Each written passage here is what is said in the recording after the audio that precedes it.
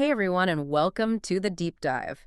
Really glad you could join us. We're about to get into a real classic today, digging into a book that pretty much everyone knows or thinks they know.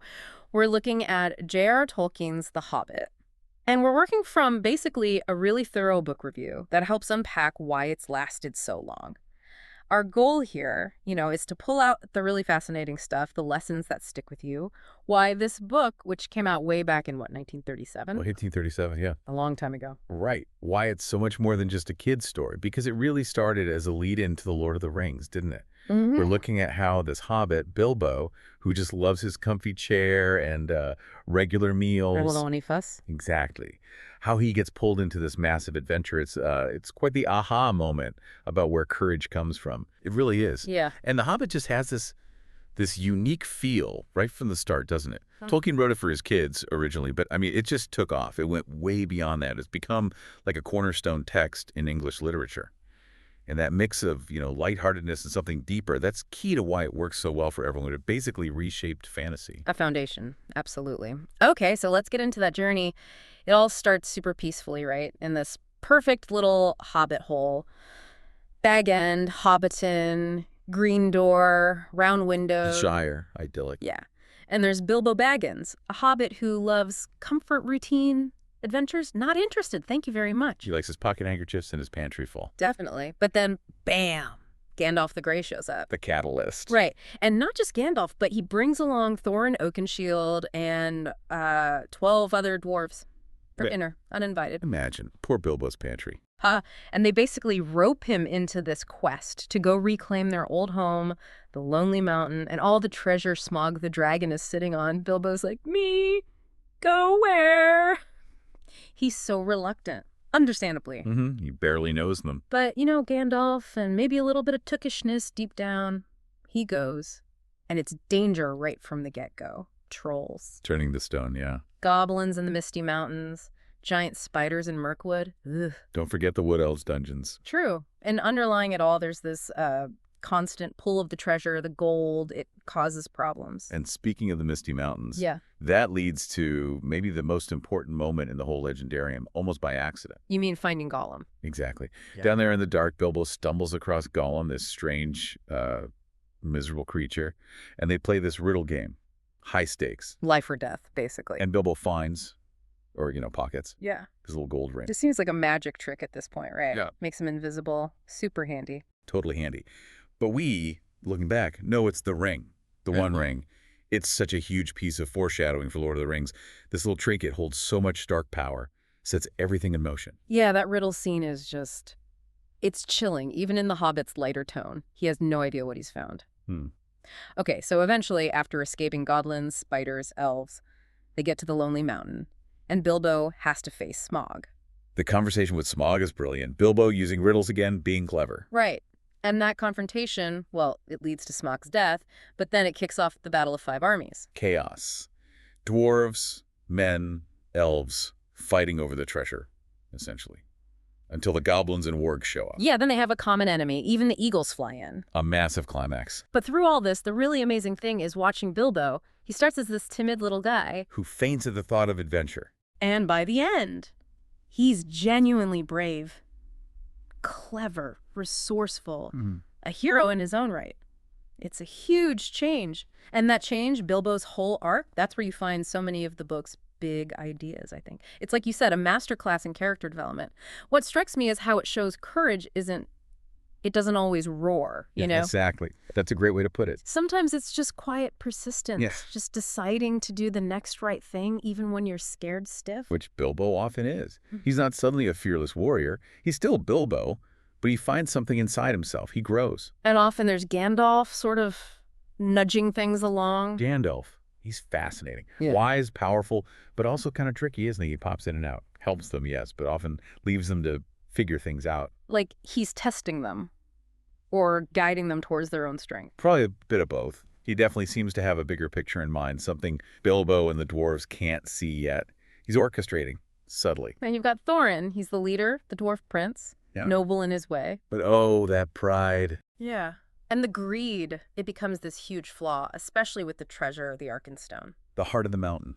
He becomes obsessed. It's such a stark contrast with Bilbo. who's learning that friendship and getting home are more important than gold. Right. Thorin's arc is tragic, really. He also throws everything away because he can't let go of that desire for the stone, for his birthright as he sees it. It's a powerful warning about greed. And Smaug is like the ultimate symbol of that, isn't he? Oh, absolutely. Not just a beast. He's smart, vain, utterly consumed by his hoard. Represents that destructive power of avarice. His conversation with Bilbo shows how intelligent and manipulative that kind of greed can be.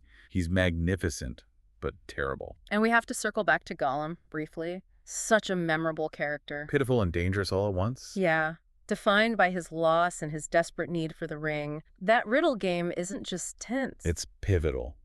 The fate of Middle-earth, unknowingly, hangs in the balance right there in the dark, all over this little ring. Wild when you think about it that way. So, stepping back, you see these core themes woven all through the story.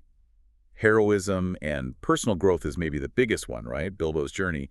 And like we were saying, it emphasizes that quieter kind of courage, facing your fears, growing step by step. Right. And linked to that is the whole greed versus wisdom theme.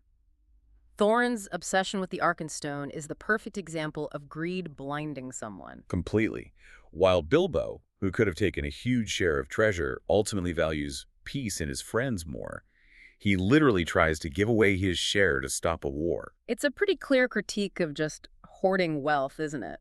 And pride tied up with legacy. Makes you think about what really matters. Definitely. And what often matters most in these stories is friendship and loyalty. That bond between Bilbo and the dwarves. Yeah. It grows slowly, sometimes grudgingly, but it becomes the emotional core. Yeah, they rely on each other. They save each other. It gives the adventure heart. It does. Otherwise, it's just a treasure hunt.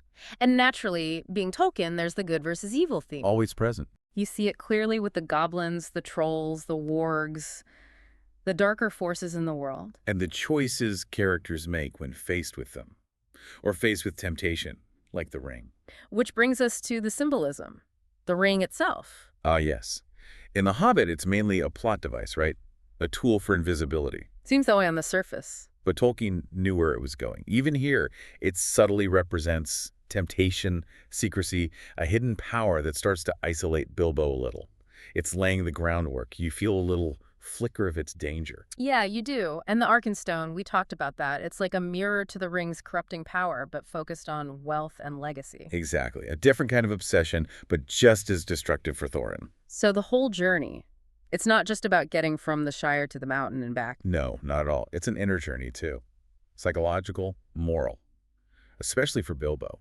It's about stepping outside what's comfortable, facing the unknown, and discovering who you are when tested. That's universal. Which might be why the book connects with so many people. And Tolkien's style helps, too. It's so distinctive in The Hobbit, warm, kind of whimsical, like he's telling you the story directly. Yeah. He breaks the fourth wall sometimes, addresses the reader.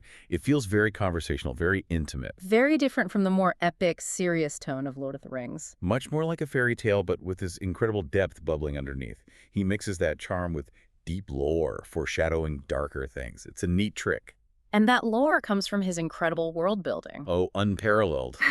Middle-earth just feels real. From the cozy Shire to, the darkness of Mirkwood or the desolation of Smaug around the mountain. You gave it maps, languages, songs, histories, cultures.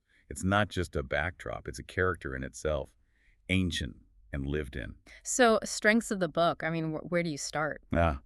Timeless adventure. Unforgettable characters, even the minor ones. The imagery is so vivid. The writing is easy to read, but you can reread it and find new things. That perfect blend of adventure, humor, and moments of real wisdom. And those iconic scenes, the riddle game, the spiders talking to Smaug, they just stick in your head. Absolutely. But, okay, to be balanced, people do have criticisms. Sure. What are the common ones? Well, some find the tone a bit uneven. It swings from, cheerful kids' adventure to suddenly quite dark and serious. Okay, I can see that. And with 13 dwarves, apart from Thorin, maybe Beline, some of the others can feel a bit underdeveloped. Hard to keep track of them all. Yeah, they kind of blur together sometimes. Dori, Nori, Ori. Exactly. And some feel the climax, the Battle of the Five Armies, is a bit rushed. Or maybe that lot happens off stage, told to Bilbo later. Yeah, Bilbo gets knocked out for part of it, doesn't he? He does. So we miss some of the direct action. Minor points for many, but they come up. Still, despite any small flaws, its legacy is just huge. Massive. It basically created the template for modern fantasy quests. Mhm. So many writers cite it as a primary influence. George R.R. Martin, Patrick Rothfuss, countless others, the whole genre owes it a debt. Definitely. And the adaptations. People have been retelling this story for decades. The Rankin Bass animated film from '77, A classic for many. and then Peter Jackson's film trilogy. Visually amazing, though. Definitely took some liberties. Controversial, yeah. Expanded things quite a bit. Plus radio plays, stage shows, video games. Yeah. It keeps getting rediscovered. So wrapping things up, what's the final takeaway? I think it comes back to what we said earlier. It's not just a children's book. It's this really profound journey about finding courage you didn't know you had, about wisdom versus greed, and about how important it is sometimes to just step outside your door, even if it's scary.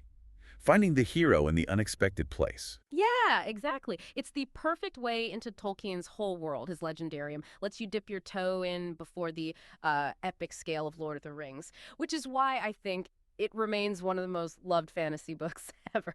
Just timeless. So here's something to think about.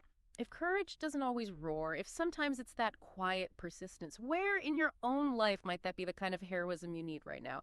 Where could a little quiet persistence make a difference?